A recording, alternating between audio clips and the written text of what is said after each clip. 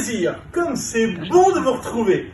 Vous m'avez manqué, à tel point que je vous ai écrit une petite bafouille.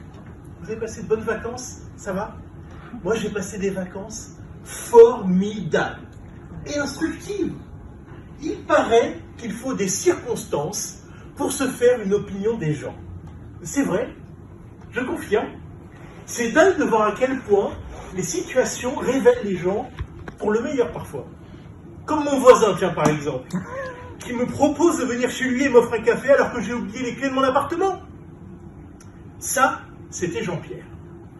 Ou ce livreur qui porte des chocolats à ma concierge alors que sa boutique est fermée depuis 15 minutes. Ça, c'était Rachid. Une femme qui, se croyant dotée d'un pouvoir supérieur, vous savez, comme les enfants qui pensent que le monde disparaît quand ils mettent les mains devant les yeux. Eh bien, cette femme a agi de manière tellement outrageante que même un homme tronc aurait pu dire « les bras m'en tombent ». Et ça, c'était ma galère. Non, mais c'est vrai. Je suis content de retrouver la voix, d'échanger avec vous, de pouvoir s'exprimer, d'être entendu sur tous les sujets.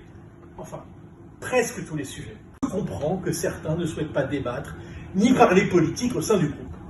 Bon, d'abord, c'est oublier que la politique, c'est du spectacle, que les politiciens improvisent parfois et que les comiques font de la politique. Aurais-tu oublié Magali, Coluche, Desproges, Bedos? À moins que tu sois plutôt de tendance Dieudonné. Non, je déconne. Faut pas être trop sévère avec Magali. D'ailleurs, j'ai un point commun avec elle. Non, vous ne saviez pas, mais j'ai un point commun avec elle. On aurait pu travailler tous les deux à la SNCF. Quand elle déraille, je perds la voix. Même Ferré n'aurait pas trouvé ça extra. Vous l'avez? Oui, on l'a. Bon, allez, je suis bon joueur.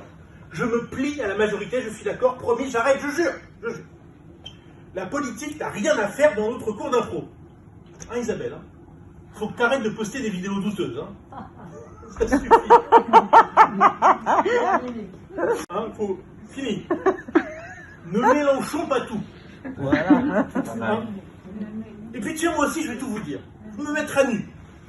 Être exclu brutalement m'a fait de la peine. Oui. Au début, j'ai imaginé qu'elle me faisait marcher. Et puis rapidement, je me suis dit, quelle conne bandite. Bon, c'était Noël. Je me suis consolé en mangeant un bon maigret de canard. Non, pardon, je suis désolé, bon, plus de politique. On risquerait de se castaner. Mais ne filons pas devant le sujet. Utilisons le rire comme l'arme fatale pour tout envoyer valser. Ce n'est pas déplacé, comme dirait Jean-Vincent. Bon, je ne vais pas terminer sans vous présenter mes vœux.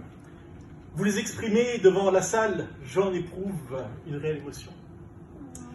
Ma première pensée sera quand même pour Magali. Je lui souhaite de rencontrer un bel Hidalgo qui saura la faire grimper au rideau avant qu'il ne tombe sur des facéties politico-théâtrales.